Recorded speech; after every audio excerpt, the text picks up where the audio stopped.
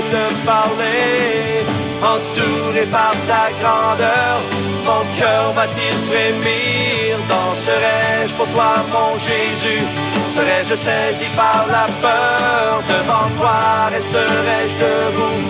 Vais-je tomber sur mes genoux? Chanterais-je Alléluia? Est-ce que je pourrais te parler? Je ne peux m'imaginer. Je ne peux m'imaginer. Je ne peux m'imaginer. Je ne peux m'imaginer. Je ne peux m'imaginer. Je ne peux m'imaginer. Je ne peux m'imaginer. Je ne peux m'imaginer.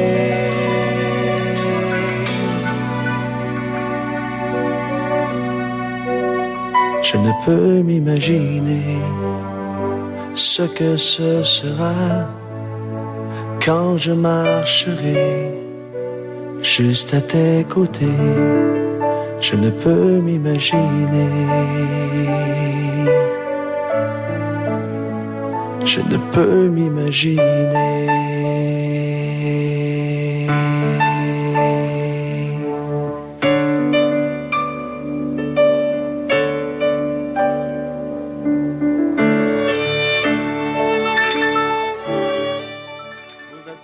Bienvenue dans cette émission hebdomadaire où nous nous rencontrons tous les samedis. C'est une joie pour nous d'être encore là, ensemble autour du Seigneur, pour écouter, pour nous incliner devant lui et devant sa parole. Nous sommes très heureux de vous savoir nombreux à l'écoute et aussi de manière présente. Que le Seigneur vous bénisse. Nous sommes ce matin ensemble pour 1h30 et comme d'habitude nous sommes l'église des Assemblées de Dieu de Pentecôte, ministère Restauration. Nous sommes situés à l'avenue Farapos dans la ville de Porto Alegre. Nous avons pour président le pasteur Humberto Schmidt Vieira qui est le président, l'homme que le Seigneur a utilisé pour mettre en place ce mouvement qui est un mouvement spirituel. Nous bénissons le Seigneur pour tout ce qu'il fait au travers de son serviteur. Nous, en tant que département qui est occupé à cette émission, en français, en anglais et en espagnol, nous sommes le département d'appui aux étrangers et nous sommes ce département qui aide tous les étrangers qui entrent en contact avec l'Église, qui viennent et qui ont besoin de l'aide de l'Église. C'est ce département qui s'en occupe. Nous allons passer dans notre leçon du jour, la leçon numéro 4, qui est intitulée « L'action du Saint-Esprit et le croyant ». Et je voudrais d'abord que nous prions en remettant ces instants au Seigneur. Notre Père et notre Dieu, nous te bénissons et nous te louons. Tu es digne de recevoir notre louange, notre adoration, nos actions de grâce. Parce que tu as donné ton Fils pour nous gagner. Tu l'as livré à notre place. Et c'est lui qui a pris le châtiment que nous méritions. Ainsi, il nous a donné la paix avec toi. Il nous a réconciliés avec toi. Jésus-Christ, le Fils de Dieu. Et ce matin, c'est en son nom que nous nous présentons devant toi comme des enfants. Et nous te bénissons, notre Dieu. Et nous prions que, Seigneur, ton esprit conduise cette émission. Seigneur, que tout ce qui est interférence d'une manière ou d'une autre de l'ennemi soit tenus, liés au nom de Jésus. Et que, Seigneur, tu bénisses, oh Dieu, les gens, tous tes enfants, ces personnes qui sont maintenant présentes ou qui sont en ligne, Seigneur, aujourd'hui, mais d'autres qui suivront plus tard. Nous les remettons entre tes mains, Dieu de gloire. Nous prions que ta grâce les atteigne et que l'amour que tu as manifesté aux hommes au travers de Jésus-Christ, Seigneur, soit, oh Dieu, communiqué par le Saint-Esprit. Nous te donnons toute la louange et la gloire au nom de Jésus. Bénis ces instants, bénis chacun au nom de Jésus-Christ, notre Seigneur. Voilà, nous avons la leçon numéro 4, l'action du Saint-Esprit et le croyant. Nous bénissons le nom du Seigneur.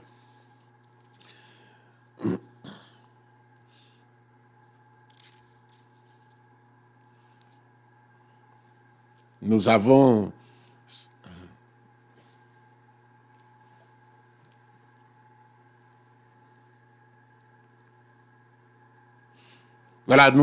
le titre, l'action du Saint-Esprit et le croyant. Le verset de base est tiré de Jean chapitre 14, le verset 16 qui dit « Et moi je prierai le Père, et il vous donnera un autre consolateur afin qu'il demeure éternellement avec vous. » Nous voyons que le Seigneur parle du consolateur et qu'il enverra après avoir demandé au Seigneur de l'envoyer.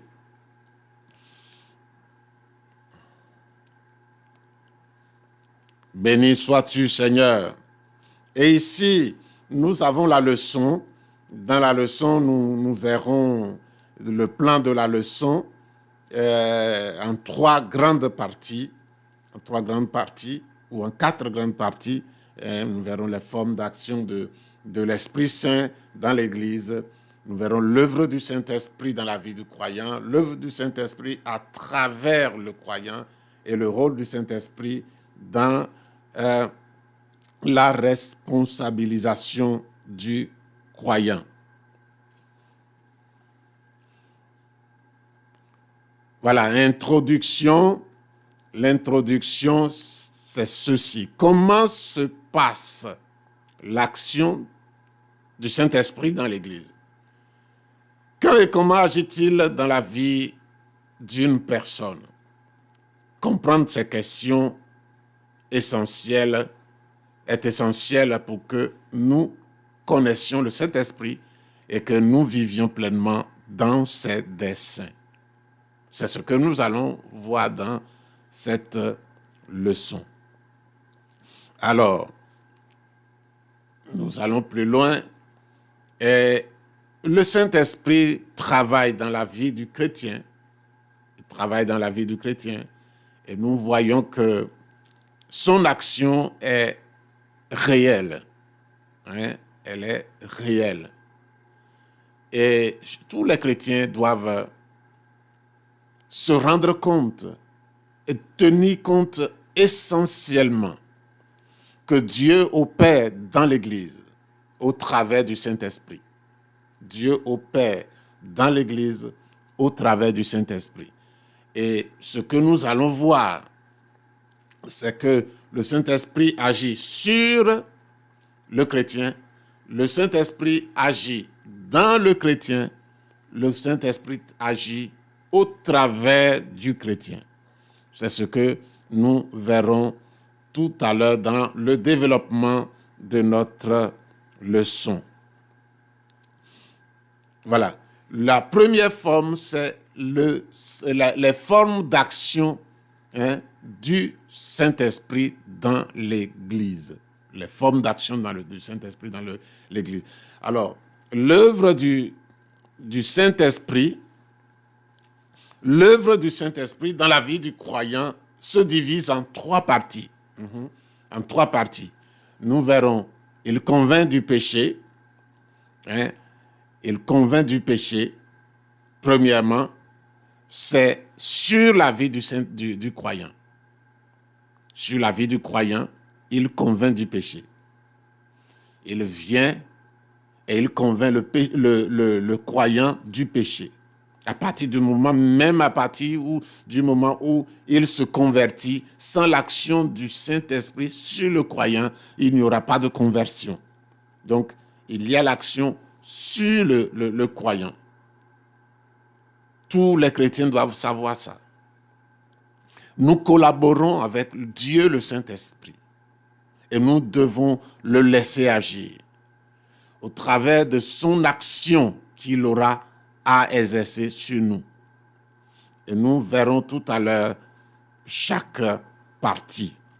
L'action sur le croyant, puis l'action à travers le croyant. Non, l'action dans le croyant. Quand il convainc et qu'on lui donne la place, il entre dans le croyant et il agit à travers le croyant.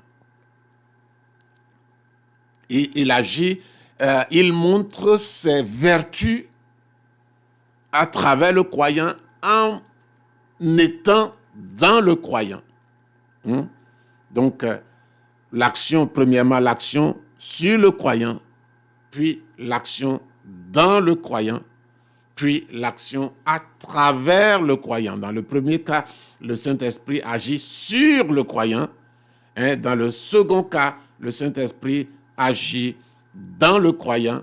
Et le troisième cas, le Saint-Esprit agit à travers le croyant. Donc, et pour communiquer des bénédictions spirituelles, des bénédictions spirituelles que Dieu a déposées en lui. Et donc, voilà ce que les trois formes que nous allons étudier dans cette leçon. Dans cette leçon. Voilà. Il y a maintenant le 2. Nous verrons le Saint-Esprit sur le croyant, comment il convainc de péché. 2. Les œuvres de la nouvelle naissance. Il fait l'œuvre de la nouvelle naissance en conjonction avec la parole de Dieu. 3. Il guide et enseigne. 4. Il console. Il console. 5. Il rappelle la parole de Dieu. 6. Il donne la joie. Et 7. Donne les nouvelles langues comme signe de la vérité de la parole de Dieu. Voilà ce que le Saint-Esprit fait et nous allons le voir maintenant. Alors, premièrement, l'œuvre du Saint-Esprit sur le croyant. Sur le croyant, premièrement, il convainc du péché, de justice, de jugement, le conduisant à la repentance. Le Saint-Esprit est celui qui conduit l'homme à la repentance. L'homme a une nouvelle vie. Et cette nouvelle vie a une œuvre qui l'induit, l'œuvre de la repentance. Sans le Saint-Esprit, personne ne pourra être converti. Sans cette action du Saint-Esprit qui vient sur l'homme, personne ne sera converti. Il y a peut-être des hommes convertis, mais ils ne savent pas que bien avant au seuil de cette conversion, il y a eu l'action toute puissante du Saint-Esprit, brisant la résistance de l'homme et brisant tout ce qui est de l'ennemi pour empêcher l'homme d'entrer dans le salut de Dieu. Donc, il vient, il convainc du péché, convainc de justice et de jugement et produit la repentance. Voici ce qui est écrit dans Jean 16, 8. Jean 16, 8 dit ceci. Et quand il sera venu, il convaincra le monde en ce qui concerne le péché, la justice et le jugement.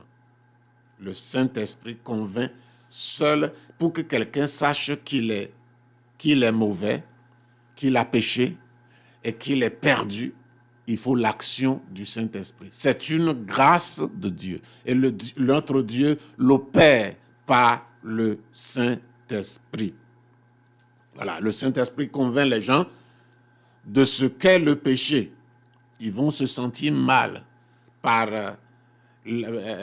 rapport à la manière de vivre, pas seulement d'un péché particulier. Oui, ça peut commencer par un péché particulier, mais il amène que nous nous rendions compte que nous sommes perdus, nous sommes des pécheurs et nous sommes désagréables à Dieu. Et en nous, il produit ce regret, ce remords qui n'est pas un remords simple, mais un remords suivi d'action. Il nous convainc de péché et nous nous rendons compte du péché. Et il agit par la parole de Dieu. Il utilise la parole de Dieu, une prédication, une lecture, soit dans la Bible ou soit sur un traité, sur un document écrit, ou bien il utilise la radio, il utilise une prédication, il utilise un témoignage de quelqu'un et il nous convainc de péché. Et il rend clair que le jugement de Dieu est sur le monde, sur les pécheurs et sur lui. Et maintenant, il se sent mal. L'action du Saint-Esprit, avec la parole de Dieu qu'il a entendue, il se sent mal. Et il va décider bientôt. Beaucoup de gens associent le fait d'être rempli du Saint-Esprit à une vie de prodige et de démonstration de puissance. Mais si nous le remarquons, que la grande action du Saint-Esprit annoncée par Jésus-Christ est une action de repentance. La première grande action du Saint-Esprit sur une personne, c'est une action de repentance pour l'amener à découvrir que son chemin est mauvais et qu'il doit retourner à Dieu, qu'il s'est perdu, qu'il doit retourner à Dieu. C'est-à-dire que le grand signe qu'une personne est remplie du Saint-Esprit est de devenir brisée et prête à se repentir. La plus grande action du Saint-Esprit pour agir sur nous, c'est de se repentir. Et quand la personne est brisée, quand la personne baisse les bras, quand la personne cesse de lutter contre Dieu, et cela est une action puissante du Saint-Esprit dans sa vie. Mais le Saint-Esprit est venu sur lui, il lui applique cette action et la personne réagit favorablement, ou mais il y a des personnes qui ne réagissent pas, qui rejettent. Il y a des gens qui par la foi font des signes, par la foi font des signes, mais sont orgueilleux et remplis d'arguments pour couvrir leurs erreurs. Il y a des gens qui... ceci dit, je veux dire que l'action du Saint-Esprit, quand il vient sur l'inconverti, l'amène à la conversion, il n'arrête pas son action comme ça. Il n'arrête pas son action. Maintenant, il reste, Jésus dit, il sera avec vous et il sera en vous. Donc, sur le croyant, il viendra dès qu'il y a du péché, dès qu'il y a des choses anormales qui se produisent dans la vie du chrétien aussi, il va continuer à agir sur lui. Et d'autres personnes, quand il agit, ils pensent que ils sont remplis du Saint-Esprit et ils font des miracles, ils font des prodiges. Cette action du Saint-Esprit amène seulement à la repentance. Parce qu'on a besoin de repentance pour rentrer dans la vie chrétienne. On a besoin de repentance pour continuellement être brisé par rapport à nos péchés, amener nos péchés devant Dieu et les confesser, les abandonner et recevoir le pardon de Dieu. Et ça, c'est l'action du Saint-Esprit. Et d'autres personnes sont dans l'Église et qui sont des gens qui peuvent arriver à faire des miracles, mais qui durcissent le cœur quand le Saint-Esprit agit sur eux et ils n'arrivent pas à ce brisement de confesser ce qu'ils ont fait de mal. Ils peuvent par la foi faire certaines choses et croire que le Saint-Esprit est en eux. Mais premièrement, il faut laisser la place au Saint-Esprit, et c'est là, par la repentance, que l'homme laisse la place à la domination de Dieu sur lui et conduit à des manifestations de la gloire de Dieu, des manifestations du Saint-Esprit dans sa vie. Premièrement, il conduit l'action sur le croyant, il conduit à la repentance. Deuxièmement, c'est après la repentance vient la nouvelle naissance. Et il conduit à la nouvelle naissance. Quand il pousse, il pousse à la repentance, il agit par grâce sur le croyant, et que le croyant est amené à se repentir, il le conduit. Le pas suivant, c'est de l'amener à la nouvelle naissance en conjonction avec la parole de Dieu. C'est sûr que le Saint-Esprit n'agit pas tout seul, il agit toujours en conjonction avec la parole de Dieu. La personne a entendu la parole de Dieu annonçant le salut, a entendu l'explication de l'œuvre de Jésus-Christ sur la croix, et le Saint-Esprit le convainc que cette œuvre, c'est pour lui, et dans la forme où il est, il ne peut pas en bénéficier, il faut qu'il se repente, et il se repent, il baisse la garde, il se laisse convaincre, et maintenant il suit, le Saint-Esprit le conduit par la parole qu'il a entendue, par le témoignage qu'il a entendu, par la lecture qu'il a faite d'une portion ou d'une explication de la parole de Dieu, et le Saint-Esprit le conduit à la nouvelle naissance. Une œuvre qui se fait par le Saint-Esprit en conjonction avec la parole de Dieu, et cette personne devient une nouvelle créature. À l'intérieur de lui, comme il a accepté le Saint-Esprit avec la parole, le transforme cette personne en une nouvelle personne. C'est là ce qu'on appelle une nouvelle naissance. C'est une action divine, ça ne dépend pas de l'homme, ça dépend de Dieu. Ce n'est pas une rénovation d'attitude ni de caractère, une correction de certaines fautes en nous. Non, c'est la personne même, le cœur de la personne même que Dieu change. Dieu chante dans certaines, dans Ézéchiel chapitre 36, verset 26, Dieu dit qu'il enlèvera le cœur de pierre et pour le remplacer avec un cœur de chair.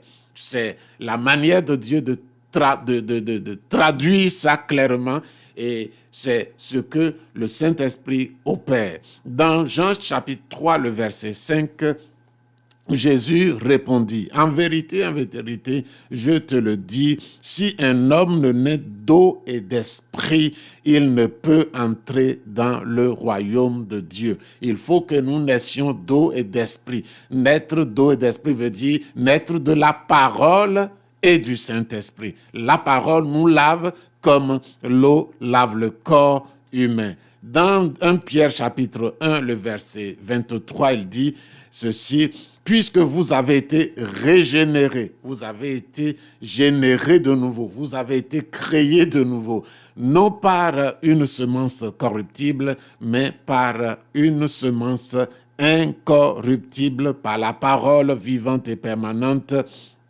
de Dieu. C'est ce qui est écrit dans 1 Pierre 1, 23. La nouvelle naissance, dès qu'une personne se rend compte qu'il est pécheur, il est convaincu, et par la parole et le Saint-Esprit produit cette action sur lui, il se répand, il change de direction de vie, et le Saint-Esprit transforme sa vie en une nouvelle vie. Et ce n'est pas, la Bible dit que ce n'est pas la volonté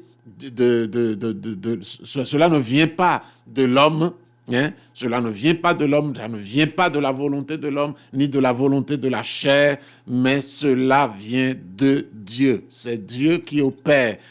Quand nous lui donnons la liberté par la repentance, il opère cette action en nous et nous fait de nous un homme, une femme nouvelle. Puis, Troisième action du Saint-Esprit sur la personne, il guide et enseigne. Il guide et enseigne. Voilà ce qui est écrit ici dans Romains 8, 14. Il dit ceci, « Car tous ceux qui sont conduits par l'Esprit de Dieu sont fils de Dieu. » Tous ceux qui disent qu'ils sont enfants de Dieu, les véritables, sont guidés, conduits par le Saint-Esprit. Donc le Saint-Esprit conduit, le Saint-Esprit dirige, et dans la vie quotidienne du croyant, c'est le Saint-Esprit qui doit être laissé libre de conduire, de donner des signaux, de donner des pulsions, de donner parfois même des voix que la personne même peut entendre audiblement. Et il la compare à la parole de Dieu et il voit que c'est Dieu, le Saint-Esprit, qui lui parle. Dans Jean chapitre 14, le verset 16 et le verset 26, il est écrit ceci, « Et moi je prierai le Père, et il vous donnera un autre consolateur, afin qu'il demeure éternellement avec vous. » Et le verset 26, « Mais le consolateur, l'Esprit Saint que le Père enverra à mon nom, c'est Jésus qui le demande au Père de l'envoyer sur ses disciples, sur ceux qui croient en lui, vous enseignera toutes choses et vous rappellera tout ce que je vous ai dit. » Il enseigne, il guide, il enseigne et il rappelle. Il rappelle ce que Jésus, nous avons entendu de Jésus à travers une prédication, à travers un enseignement, à travers notre propre lecture de la parole de Dieu, à travers la lecture d'un bon livre chrétien. Il sait que nous avons lu ces choses, c'est resté quelque part dans notre subconscient. Et le Saint-Esprit vient quand il veut nous enseigner, nous guider, nous rappeler ces enseignements et il les utilise, il les ravive parce que c'est l'Esprit qui connaît ce qu'il y a dans notre cœur, même dans notre subconscient. Donc l'action, une des actions du Saint-Esprit sur le croyant, c'est de le guider et de l'enseigner. Et une quatrième action, c'est le consoler. Le Saint-Esprit console. Et Jésus, notre Seigneur, dit dans Jean chapitre 14, verset 16, « Et moi je prierai le Père, et il vous donnera un autre consolateur. » Le consolateur que Dieu va donner, c'est le Saint-Esprit, afin qu'il demeure éternellement avec vous. Et cependant, dit Jésus dans le chapitre 16, Jean 16, 7, « Cependant, je vous dis la vérité, il vous est avantageux que je m'en aille, car si je ne m'en vais pas, le consolateur ne viendra pas vers vous, mais si je m'en vais, je vous l'enverrai. » C'est toujours le consolateur. Il console. Il existe une conception de consolation communément considérée par les gens qui conceptualisent cette action comme une tentative de minimiser certaines souffrances en démontrant que la vie continue. Que ce fait ne doit pas être prépondérant dans la vision de la vie de ce souffrant, mais qu'il réussira à faire demi-tour. Ça va aller les gens pensent que le Saint-Esprit utilise, ça va aller que nous disons aux gens. Non, en réalité, le Saint-Esprit peut utiliser ces consolations humaines. Il peut utiliser. Mais en réalité, ce n'est pas de cette façon. Il y a une manière humaine de consoler celui qui souffre, le souffrant. Ce n'est pas de cette manière-là, réellement, bien qu'il peut l'utiliser. Il peut utiliser une personne qui est conduite par le Saint-Esprit, qui parle vraiment des paroles du Saint-Esprit, et parmi ces paroles, il peut se trouver des paroles qui ressemblent à des paroles humaines, comme « ça va passer, prends courage ». Oui, ça peut. Mais ce n'est pas toutes les fois qu'on dit ça que le Saint-Esprit agit. Il y a aussi des consolations qui viennent pour caresser l'ego humain, l'orgueil humain. Ça nourrit l'ego, ça nourrit l'orgueil de l'homme. Bon. Cependant, l'action de l'Esprit Saint tient compte du lien du chrétien avec Dieu. La consolation est toujours vient du Saint-Esprit parce que le chrétien est lié à Dieu par la foi, par une relation. Le chrétien est lié à Dieu par une relation. Alors, qu'est-ce qu'il fait? Si la souffrance est due au péché, le Saint-Esprit vient dire, mon fils, il est bon, il va travailler que tu te rappelles du péché dont il est question. Il va utiliser quelqu'un pour te rappeler. Il va utiliser ta lecture dans la souffrance pour te rappeler. Et il te poussera à te repentir, à dire pardon au Seigneur par rapport à ce péché-là. Ou bien, si ce n'est pas dû au péché, le Saint-Esprit va faire un travail d'encouragement, de consolation, en te ramenant aux espérances du chrétien, en te connectant à ce que nous devons, en tant que chrétiens, espérer de Dieu. Et que, nous rappelant ces choses, il arrivera à minimiser, à nous faire voir les choses que Dieu nous promet, mieux que ce que nous souffrons.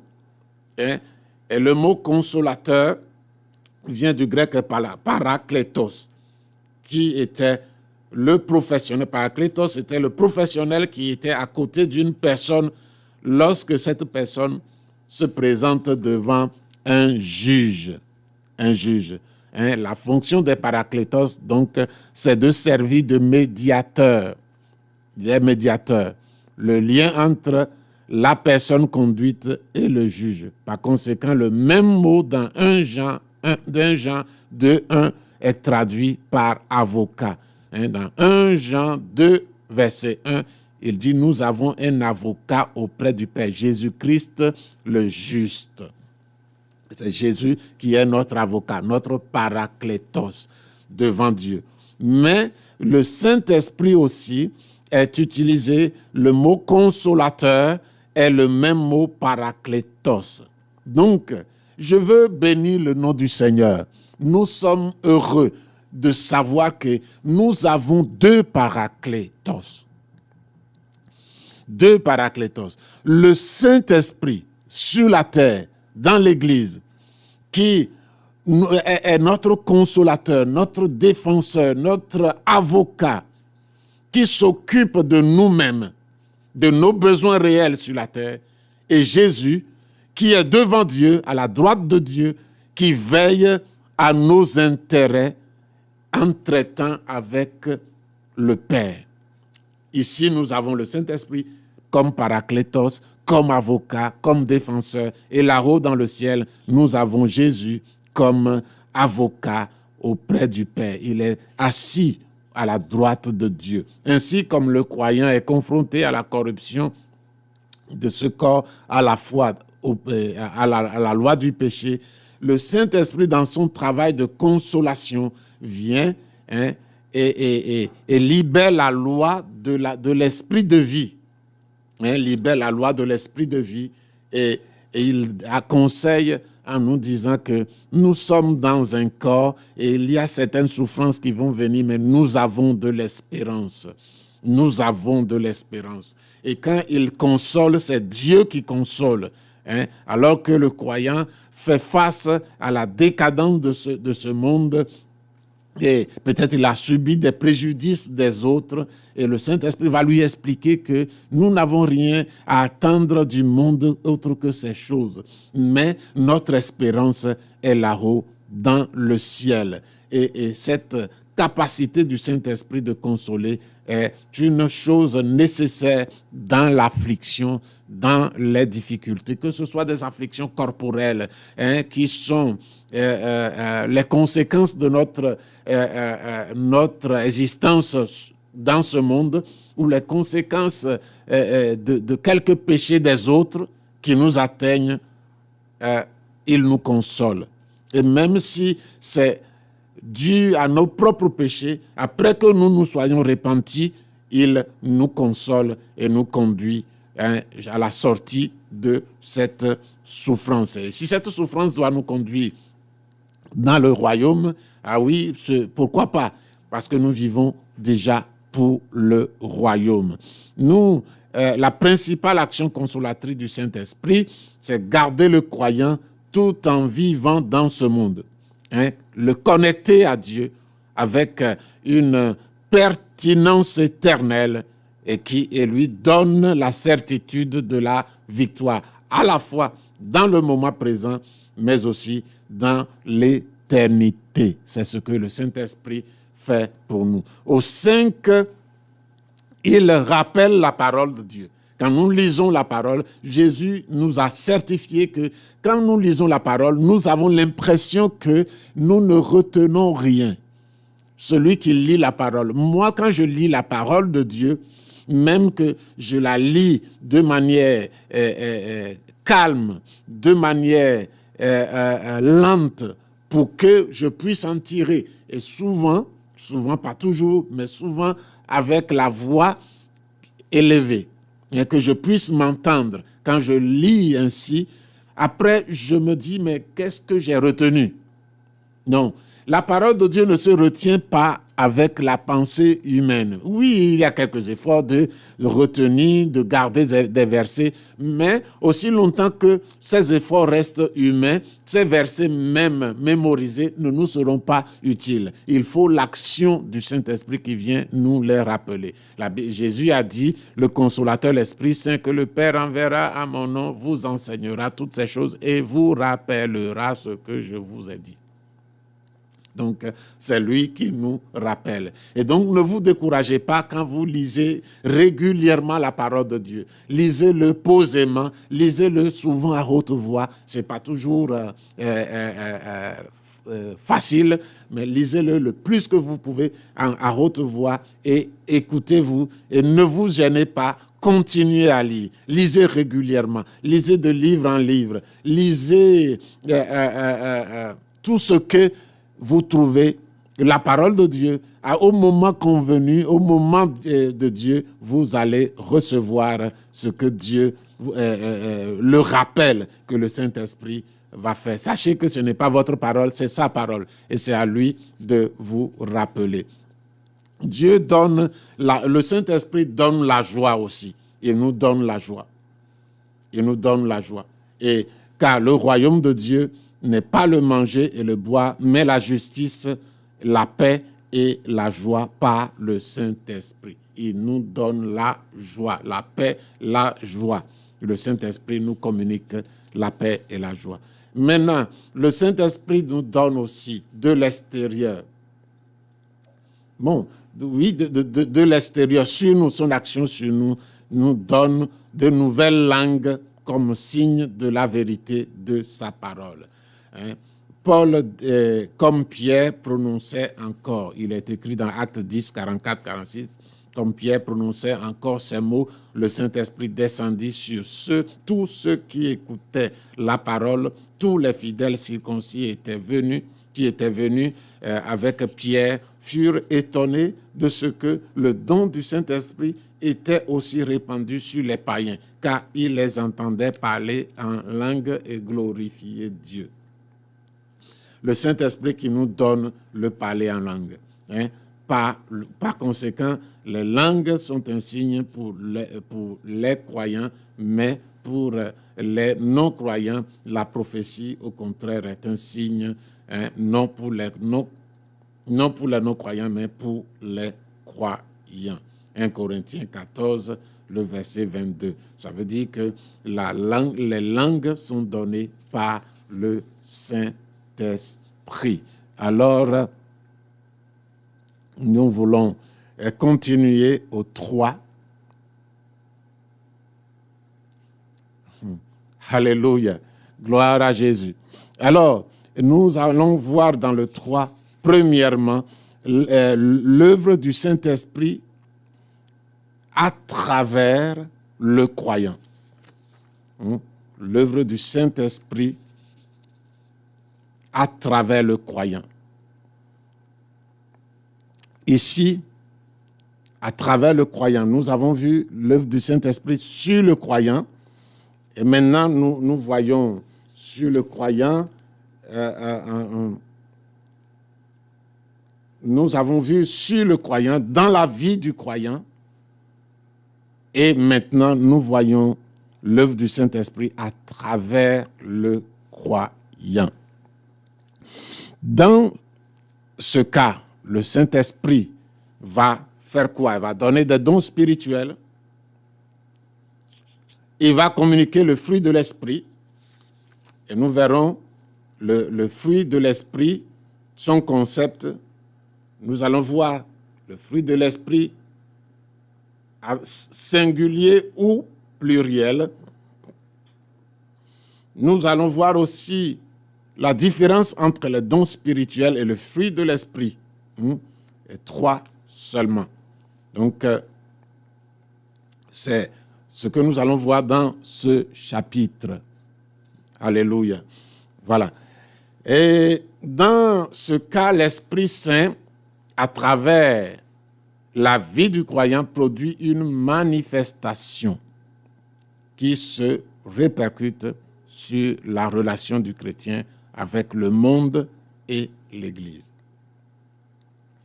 Cette manifestation du Saint-Esprit est le résultat de sa présence à l'intérieur du croyant, agissant de l'intérieur vers l'extérieur. Donc, quand le Saint-Esprit vient dans le croyant, il produit des œuvres. Et maintenant, il va traduire, c'est les œuvres qu'il produit à l'intérieur que nous avons citées, et que nous avons dit qu'il produit la nouvelle naissance. Il produit, il guide et il enseigne, il console, il rappelle la parole de Dieu, il donne la joie, il donne les nouvelles langues. L'action sur le chrétien, nous l'avons dit, qu'il convainc de péché, de justice et de jugement et conduit à la repentance. Maintenant que le chrétien est venu à la repentance, le Saint-Esprit va demeurer en lui et va continuer à faire des œuvres, et c'est ce que nous avons vu. Et maintenant, il va utiliser le croyant. Il va passer de l'intérieur du croyant à l'extérieur pour affecter ceux qui sont autour de lui, dans l'Église, dans la société, pour toucher les hommes. Et c'est cette opération du Saint-Esprit, Dieu de l'intérieur du croyant vers l'extérieur, qui sont appelés, il y en a 2 sortes. Il y a les dons du Saint-Esprit, puis il y a le fruit du Saint-Esprit. Les dons spirituels, les dons du Saint-Esprit et le fruit du Saint-Esprit. Donc, la manifestation du Saint-Esprit à travers le croyant visant à construire et à faire grandir l'Église de Jésus sur terre est appelée les dons du Saint-Esprit. Donc, nous les verrons. Ce livre que nous étudions est écrit pour les dons spirituels, les dons du Saint-Esprit. Nous les étudierons certainement. Donc, ces dons spirituels sont les instruments que le Seigneur a donnés pour conduire l'Église, construire l'Église et la conduire à grandir. Elles sont appelées les dons du Saint-Esprit. 1 Corinthiens chapitre 12, verset 1, verset 4, verset 7, verset 11. Je vais vous le lire. Pour ce qui concerne les dons spirituels, je ne veux pas, frères, que vous soyez dans l'ignorance. Il y a diversité de dons, mais le même esprit. Or, à chacun, la manifestation de l'esprit est donnée pour l'utilité commune. Puis il dit, un seul et même esprit opère toutes ces choses, les distribuant à chacun en particulier comme il veut. Il s'agit des dons spirituels que Dieu manifeste à travers un chrétien pour édifier l'Église, pour l'utilité commune. Et pour cela que Dieu l'a donné. Et maintenant, ces manifestations, nous allons les étudier les unes après les autres dans les leçons qui viennent. Et aujourd'hui, nous dirons très peu de choses dessus. Maintenant, le fruit du Saint-Esprit. Le fruit du Saint-Esprit, c'est son concept. C'est comme une orange. Une orange et même comme une grappe de raisin. Une grappe de raisin sur le fruit. Il y a plusieurs petits fruits. Quand vous prenez une grappe de raisin, c'est le fruit. C'est le fruit. Ce fruit est lié par un seul brin à l'arbre. Et quand vous coupez le fruit, vous trouvez qu'il y a beaucoup de raisins dessus. Et donc, le fruit, ce n'est pas les fruits du Saint-Esprit. Il y a 9 aspects du fruit du Saint-Esprit, mais ce n'est pas 9 fruits. C'est un seul fruit avec 9 facettes, 9 manifestations.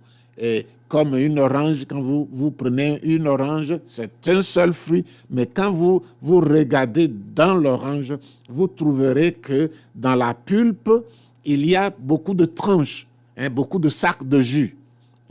Et c'est ainsi que nous pouvons définir le fruit du Saint-Esprit. Et c'est un seul fruit, il produit les œuvres, il produit plusieurs œuvres.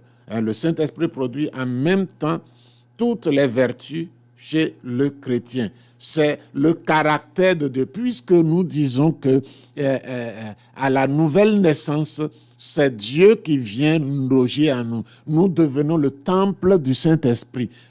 Dieu vient loger en nous, dans notre esprit. Il y a un homme nouveau fait à l'image de Christ qui est venu loger en nous. C'est l'homme nouveau ou le nouvel homme qui vient loger en nous. Et maintenant, comme il est de Dieu, cet homme nouveau en nous est de Dieu, c'est l'Esprit de Dieu qui vient loger en nous. Il vient avec ses dons, avec son caractère.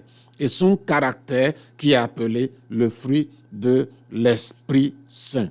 Donc, c'est le caractère de Dieu qui est appelé le fruit de l'esprit. Dans ce caractère de Dieu, c'est l'amour, la joie, la paix, la patience, la bonté, la bénignité, la fidélité, qui peut être expliquée aussi par la foi, la douceur, la tempérance. Dans Galates 5, 22, 23, ce qui est écrit comme le fruit de l'esprit. Ce n'est pas des choses de l'homme. Ce n'est pas l'amour de l'homme. L'amour de l'homme est toujours intéressé. Ce n'est pas la joie de l'homme. La joie de l'homme vient toujours de quelque chose de terrestre. Il a gagné quelque chose. La paix vient des circonstances qui sont paisibles autour. La patience, toutes ces choses que la Bible cite ici dans Galates 5, 22, 23 ne sont rien de la terre. Mais c'est le caractère de Dieu lui-même qui nous est communiqué. Et cet amour, nous ne le donnons pas parce que nous sommes aimés, mais parce que c'est Dieu qui aime au travers de nous et nous aimons pas parce que nous voulons gagner quelque chose, c'est la personne, mais nous aimons parce que nous avons cet amour qui aime de manière inconditionnelle. La joie vient de Dieu, ce n'est pas parce que nous avons gagné quelque chose. Et tous ces fruits viennent de Dieu. Et c'est Dieu qui c'est le Saint-Esprit en nous qui nous les fait manifester. C'est pourquoi nous dit l'œuvre du Saint-Esprit à travers le croyant. Il le fait en lui, mais la joie se transmet à l'extérieur. L'amour se transmet à l'extérieur. La paix se voit à l'extérieur. La bonté, c'est envers des gens. La bénignité, la fidélité, c'est envers les gens. La douceur, c'est envers quelqu'un de l'extérieur. La tempérance, c'est envers quelqu'un de l'extérieur. Donc, le Saint-Esprit, quand il vient résider dans le croyant, il part de l'intérieur pour affecter notre extérieur. Ceux qui sont à l'extérieur, c'est pourquoi les maisons chrétiennes, vraiment chrétiennes, ont un cachet particulier de ces manifestations du don, du fruit de l'esprit. Donc, ce ne sont pas les fruits, mais c'est un seul fruit. Hein? Mais cependant, je veux ajouter qu'il y a des personnes dans lesquelles un aspect de ce fruit n'est pas encore très développé, n'a pas encore d'intensité. Il peut avoir dans la vie du chrétien que ces 9 manifestations du fruit de l'esprit ne se développent pas de la même intensité. C'est comme dans cette grappe, vous pouvez voir des raisins qui sont un peu rabougris, qui ne sont pas développés comme les autres, mais ils sont là. Ils forment une partie de la grappe. Et donc, le Saint-Esprit peut avoir la liberté, ça peut dépendre du passé de la personne, des traumas qu'il a subis, ou bien de l'incapacité à s'ouvrir pour que ce fruit s'exprime. Ce fruit moins développé s'exprime. Hein? Mais il aura quand même des signes. Hein? Donc, et surtout que ce n'est pas sur les 9 aspects qui seront rabougris, il y en a d'autres qui vont paraître merveilleusement. Maintenant, si quelqu'un trouve qu'il y a un aspect qui n'est pas bien développé, qu'il prie et le Saint-Esprit qu'il prie et qu'il collabore avec la parole de Dieu, qu'il collabore avec Dieu et cela va se développer. Et je voudrais dire quelque chose qui prend beaucoup de personnes au piège. Dans la manifestation du Saint-Esprit, il est en nous. Quand, par exemple, prenons l'exemple de la colère, par exemple. Si quelqu'un te provoque, il y a deux choses. Premièrement, tu ne peux pas empêcher la personne de te provoquer. Il t'a déjà provoqué. Deuxième chose, maintenant, toi qui as reçu la provocation, tu ne peux pas dire, il est impossible, Dieu n'écoutera pas ça. Il est impossible que tu dises que c'est plus fort que moi. Il est impossible que tu dises que j'ai le droit de me fâcher. Non, tu as choix entre deux choses. Répondre à la provocation et ne pas répondre. Te fâcher ou ne pas te fâcher. Tu dois faire le choix. Tu dois faire le choix. Dans un temps passé, je croyais que nous n'avons pas d'effort à faire. Mais nous avons un effort à faire, à mettre la parole de Dieu en pratique. Ne vous mettez pas en colère, que c'est dit, nous devons le comprendre. Et alors, choisis de ne pas nous mettre en colère. Nous avons le choix. Il en est ainsi pour toutes les manifestations. Si tu veux aimer quelqu'un, par exemple, tu as le choix de choisir de l'aimer. L'amour n'est pas un sentiment, premièrement. Tu as le choix de choisir d'aimer ou de ne pas aimer. Et donc, les dons sont là. Mais c'est à nous de décider. Si nous n'avons pas la paix, nous pouvons rechercher la paix. La Bible dit rechercher la paix. Hein? Et poursuivez-la. Nous devons rechercher la paix. La patience, nous devons... Ceux qui, par exemple, le dimanche matin, quand le mari est dans la voiture, la femme traîne à la maison, et avant que la femme rentre, le temps est un peu passé, et le mari va à l'église tout fâché. Non, il a la possibilité d'être patient et dit, Seigneur, ce matin, ta fille prend un peu plus de temps, mais on y ira quand elle rentrera. Et quand elle rentrera, dit, chérie, tu es prête? Allons, rentre dans la voiture, on va partir. Ou bien, allons prendre le taxi, on va partir. Ou bien, viens, vous prenez la main et vous partez. Tu n'as pas besoin de te fâcher pour ça, d'aller à l'église fâché. Tu as choisi de te fâcher. Hein? L'amour est un choix. Donc, parce que personne ne dise que c'est plus fort que moi. Au début, ça va paraître ça. Mais si tu te mets au travail, hein, en mettant la parole en pratique, et ne pas l'oublier, comme nous le dit Jacques chapitre 1, le verset 17, et que tu ne l'oublies pas, tu vas être heureux dans ton travail, dit la parole de Dieu. Et donc, voilà ce que le fruit de l'esprit nous dit. Et nous continuons ici. Bon, la droiture humaine, d'autre part, produit des gens qui sont extrêmement vertueux.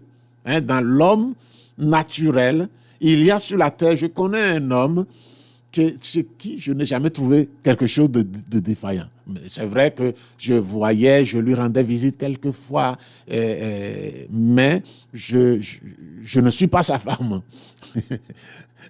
Sa femme peut connaître des défauts de lui, mais extérieurement, on ne voit pratiquement. Il est très calme, il parle très calmement, il marche calmement. Hein? Il a une responsabilité élevée, il avait une responsabilité élevée, c'est un médecin dans le pays où j'étais. Et donc, mais je n'ai jamais rien trouvé. Mais il n'est pas, de surcroît, il n'est pas chrétien. Il n'est pas chrétien. Donc, quelqu'un peut dire, mais est-ce que c'est le fruit de l'esprit qui opère en lui? Non, ce n'est pas le fruit de l'esprit. Ce n'est pas le fruit de l'esprit. Il peut être extrêmement vertueux, hein, à certains égards, mais complètement dominé par les œuvres de la chair dans d'autres domaines de sa vie, hein, peut-être cachés que je ne connais pas. Et même cet aspect qu'il manifeste est un aspect humain, hein, charnel, qui n'a pas de valeur devant Dieu parce que ce n'est pas du Saint-Esprit. Avez-vous déjà vu, par exemple, une personne gentille, mais qui est sans maîtrise de soi, au point d'être accro, par exemple, au tabac? Des personnes gentilles sont accros au tabac. Ils n'ont pas la maîtrise de soi. C'est très courant. Ceci est très courant. C'est parce que sa bonté, sa gentillesse, par exemple, n'est pas engendrée par le Saint-Esprit. Ces choses, ces qualités ne sont pas engendrées par le Saint-Esprit. C'est les personnes qui sont pas nées de nouveau. Et quand on les analyse, on va les peser ces vertus sur la balance de Dieu, elles ne pèseront pas grand-chose. C'est de l'homme. Nous parlons du fruit de l'esprit qui vient chez le chrétien et qui n'est pas conditionné par les choses à l'extérieur. Et le chrétien peut dire, est-ce que si je suis éprouvé, je suis mis à l'épreuve, est-ce que je ne peux pas craquer? Si ce don vient de Dieu, si ce fruit plutôt vient de Dieu, tu ne craqueras pas. Maintenant, la différence entre les dons spirituels et le fruit de l'esprit. Alors que les dons de l'esprit sont des formes d'action intermittentes du Saint-Esprit à travers une personne, le fruit est la manifestation de la présence constante du Saint-Esprit dans la vie d'un croyant. Il y a là une différence entre le fruit de l'esprit et les dons de l'esprit qui opèrent dans la personne du dedans vers l'extérieur. Mais cette différence, c'est ceci. Les dons du Saint-Esprit, c'est Dieu qui décide, c'est Dieu qui les a. C'est le Saint-Esprit qui les a, c'est pourquoi on les appelle les dons du Saint-Esprit. Et qui les utilise, choisit le chrétien et se manifeste dans le chrétien, au travers du chrétien, pour atteindre l'Église, pour construire l'Église du Seigneur. C'est ça les dons spirituels. Maintenant, le fruit de l'esprit, c'est le fruit de l'esprit, c'est comme notre caractère. Dieu vient et demeure dans notre caractère. Nous avons le caractère comme caractère de Dieu. Et c'est toujours là. Ce caractère est là. Mais les dons du Saint-Esprit ne sont pas déposés en nous. Le Saint-Esprit vient, entre et opère. Et puis, il les retire après l'opération. Les dons ne sont pas... Nous entendons dans certains milieux que les dons nous appartiennent. Non, quelqu'un peut être utilisé fréquemment selon sa disposition, fréquemment par le Seigneur, à travers un don spirituel. Mais il n'est pas le dépositaire du don. C'est le Saint-Esprit qui est le dépositaire du don et il vient, il l'utilise et puis il retire son don. Mais si la personne se prépare, il va l'utiliser, se rend disponible, il va l'utiliser fréquemment. Mais ce n'est pas pour dire que la personne a le don. Ce langage, nous l'avons accepté, mais c'est un abus de langage. Donc, le Saint-Esprit qui utilise les dons au travers du chrétien. Mais le fruit de l'Esprit, c'est en nous. C'est en nous. Dieu l'a déposé en nous, dans notre être intérieur, l'homme nouveau qu'il y a en nous. Son caractère, c'est le caractère de Dieu et c'est en nous. Alléluia. Au sein de l'Église, par avertissement exprès du Seigneur Jésus, ce ne sont que les dons spirituels. Ce ne sont pas les dons spirituels qui donnent l'autorité à quelqu'un, mais c'est le fruit du produit par la personne qui validera même les dons prophétiques. Ce qui est important dans la vie du chrétien, c'est premièrement le fruit de l'esprit. Quand ton caractère est transformé et que tu es sous la domination du Saint-Esprit dans ton caractère, avec tous ces 9 manifestations, plus ou moins, le Saint-Esprit va trouver la possibilité de t'utiliser parce qu'il n'utilise pas les gens qui produisent des mauvais fruits. C'est à leurs fruits que vous les reconnaîtrez. Récoltez-vous des raisins sur des épines ou des figues sur des chardons? Non. Jésus qui dit ça. Donc, le Saint-Esprit, le fruit transforme et permet au Saint-Esprit de résider en nous et de se manifester. Et nous produisons des bons fruits. Et maintenant, quand nous prophétisons, quand nous guérissons les malades, quand nous faisons des miracles, quand nous interprétons des langues, quand nous avons les paroles de connaissance, des paroles de sagesse, quand nous produisons des guérisons, le fruit est là. Et on dit que lui, il porte des fruits réels. Et personne ne doutera de l'opération des dons du Saint-Esprit qu'il manifeste.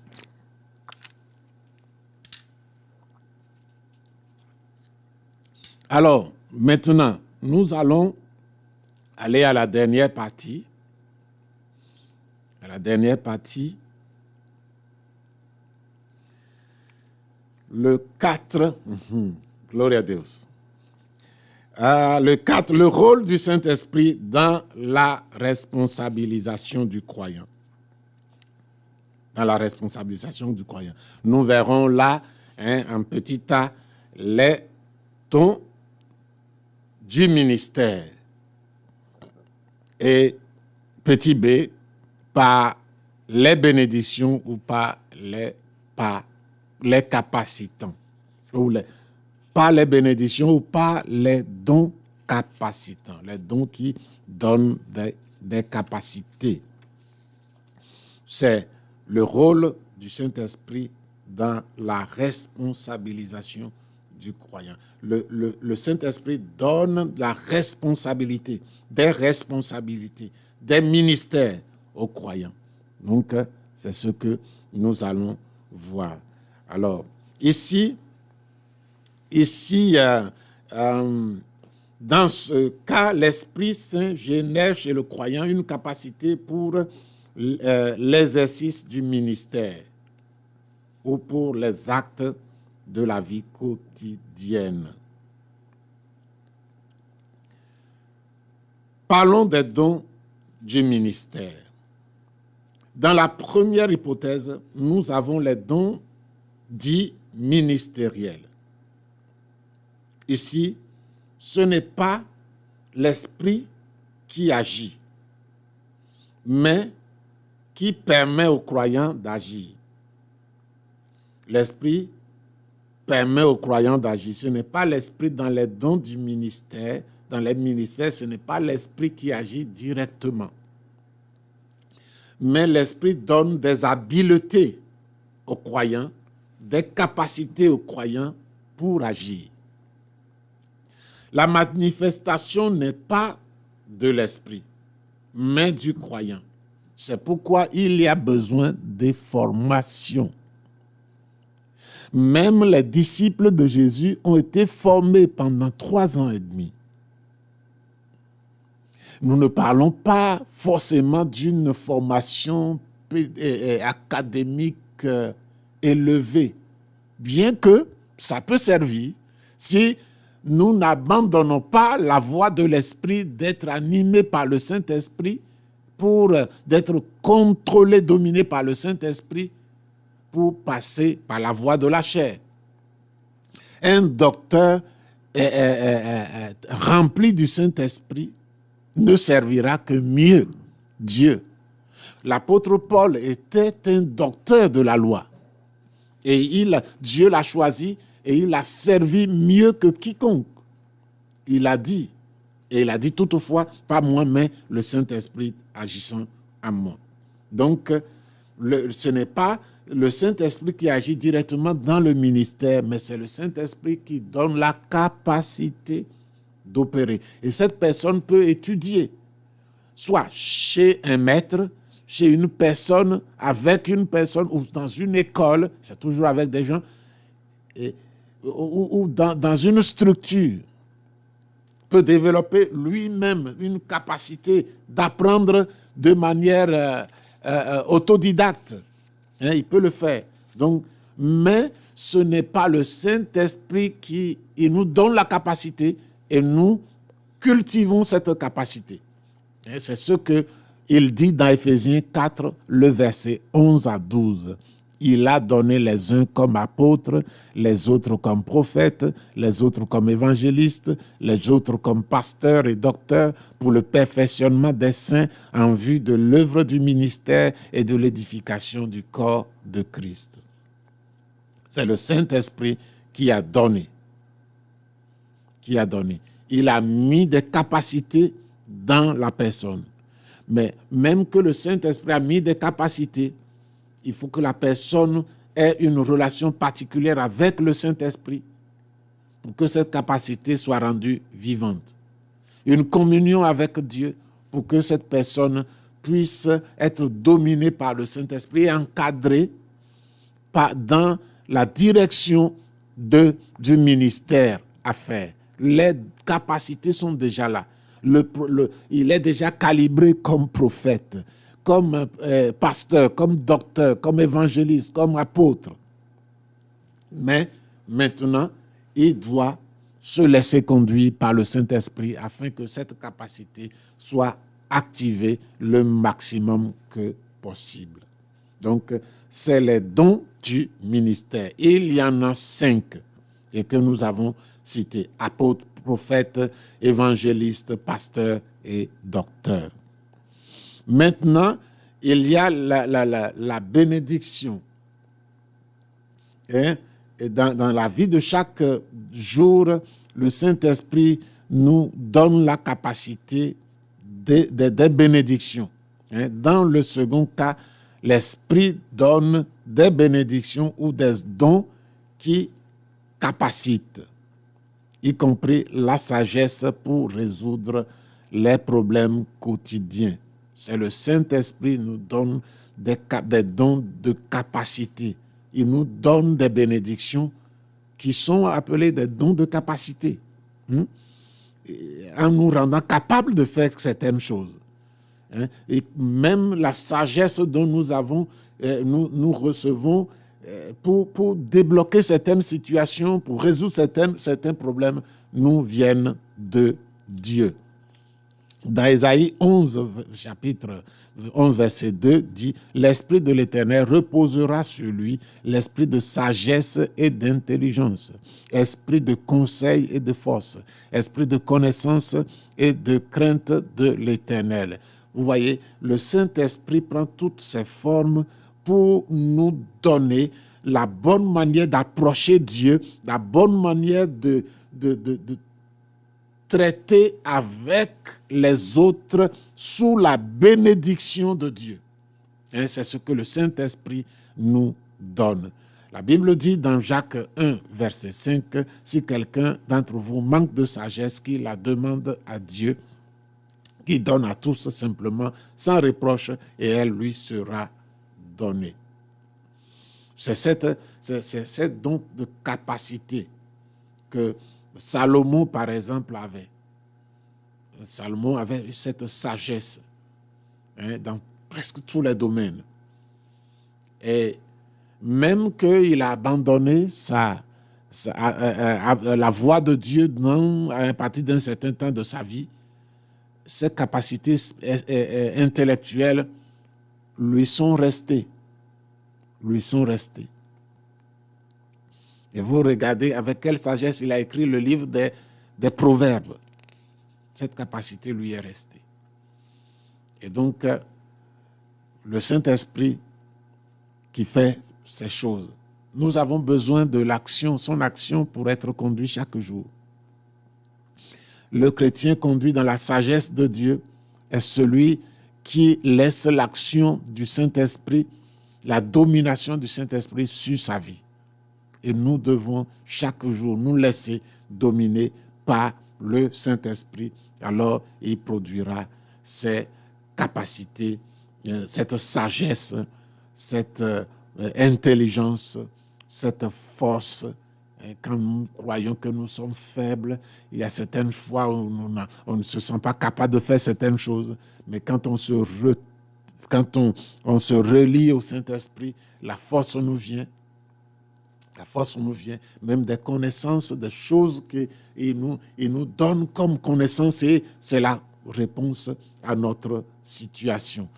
Dieu ne veut pas que nous vivions seuls. Dieu ne veut pas que nous vivions comme si nous n'avions pas de ressources.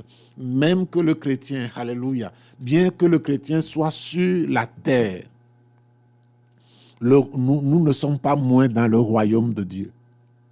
Et maintenant, toutes les ressources dont les anges usent de la part de Dieu, Dieu les met également à notre disposition. C'est à nous de le savoir et de nous laisser livrer dans les mains du Saint-Esprit, de nous livrer à Dieu dans une communion soutenue, constante avec Dieu. La Bible dit « Approchez-vous de Dieu et il s'approchera de vous ».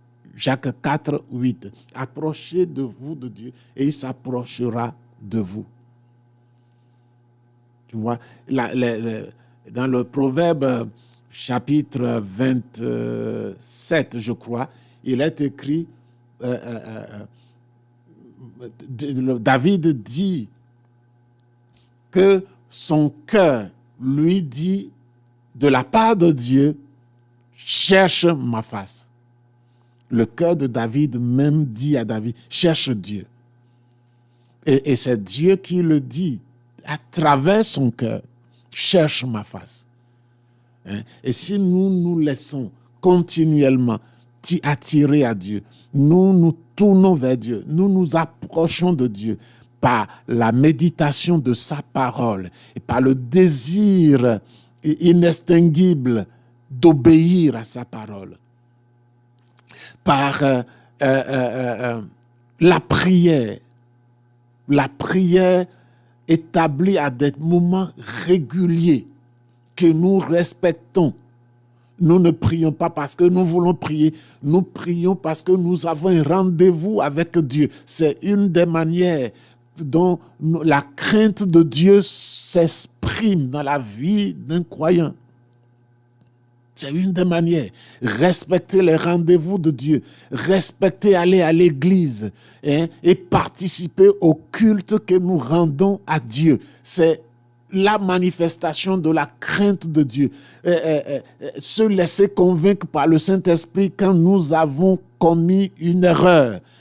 Nous avons fait une faute et nous nous repentons avec sincérité, avec vérité devant Dieu. Et nous nous détournons du péché. En réalité, Dieu sait que nous sommes dans une chair qui peut nous conduire à pécher. Et Dieu ne voit pas le péché. Dieu commence à voir le péché seulement quand nous ne traitons pas le péché correctement. Si nous prenons plaisir et que nous ne nous repentons pas ou que nous nous repentons légèrement pour y revenir, c'est là que Dieu commence à nous juger notre attitude. Mais si c'est commettre péché, tout le monde peut commettre un péché. Même l'homme le plus haut placé devant Dieu, comme David, a commis péché. Et Dieu a dit, David est l'homme selon son cœur. Nous, parfois, on dit, on ne comprend pas. Le problème de Dieu, ce n'est pas réellement le péché. Pourquoi? Parce qu'il a trouvé, il a donné la solution au péché.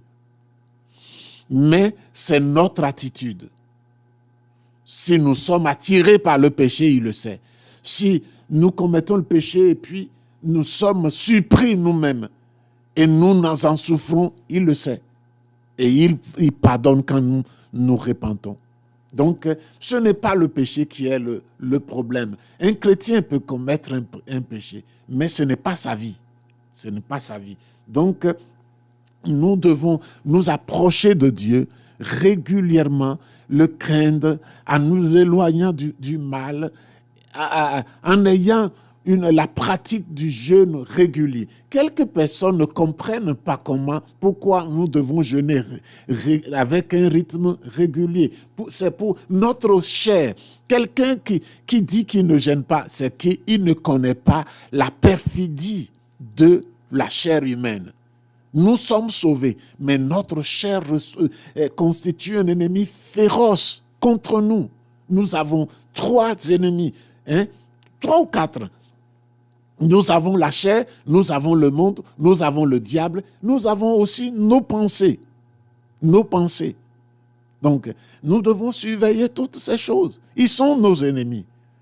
L'homme, le corps du péché, le vieil homme a été mis à mort, crucifié. C'est vrai. Et le corps du péché, c'est-à-dire la machine qui fabriquait le péché en nous et qui générait le péché et que nous ne pouvions pas arrêter, Dieu l'a détruit. C'est ça que la Bible appelle le corps du péché dans Romains 6. Dieu l'a détruit. Et nous pouvons maintenant, avec notre volonté collaborant avec le Saint-Esprit, nous pouvons vivre une vie où le péché ne domine pas. Donc, voilà ce que je pourrais vous dire, comment nous pouvons nous approcher sérieusement du Seigneur. Voilà, donc nous arrivons à la conclusion. Et nous disons,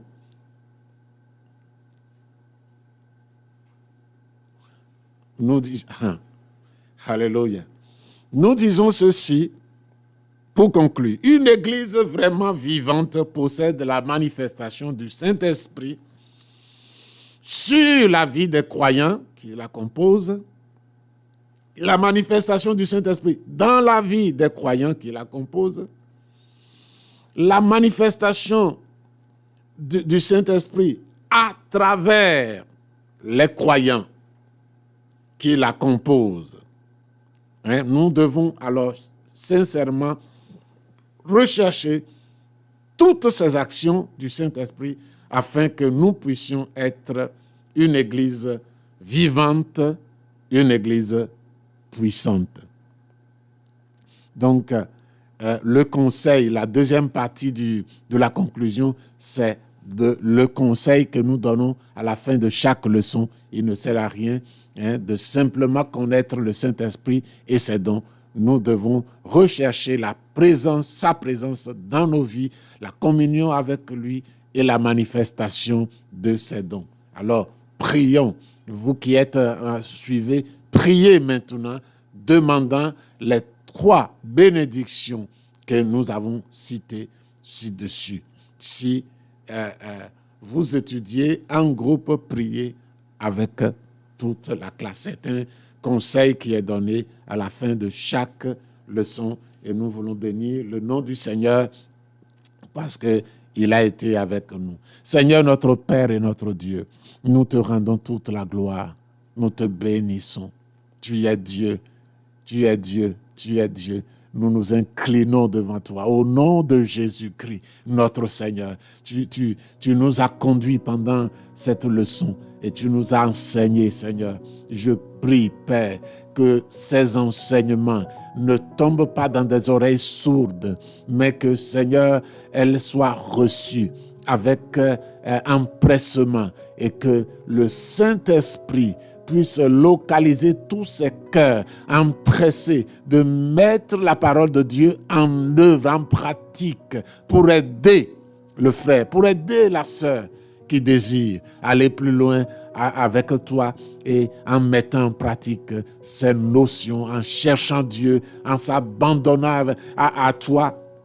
Seigneur, s'il y a une personne qui, au Dieu de gloire, n'est pas convertie et qui maintenant est touchée par le Saint-Esprit, je prie, Père Céleste, que tu le convaincs de péché, de justice, de jugement et qu'il se donne à toi en se détournant de ses péchés, Seigneur, de sa vie de péché, pas seulement des péchés, mais toute sa vie corrompue, cette vie, ô Dieu de gloire, irrégénérée, qui offense continuellement Dieu, qui s'en détourne pour se tourner vers toi. Seigneur, et ceux qui marchent déjà avec toi, permets qu'ils acceptent la conviction du Saint-Esprit dès qu'il y a péché, Seigneur notre Père, et qu'ils ne marchent pas dans l'entêtement, mais qu'ils, à chaque fois que le Saint-Esprit leur imprègne, Seigneur, leur imprègne cette tristesse, puisse-t-il, Seigneur, répondre favorablement et se répandre, Seigneur. Je prie également que le Saint-Esprit venant en nous pour déposer le fruit de l'Esprit, pour déposer également, Seigneur notre Dieu, ces manifestations dont nous avons parlé.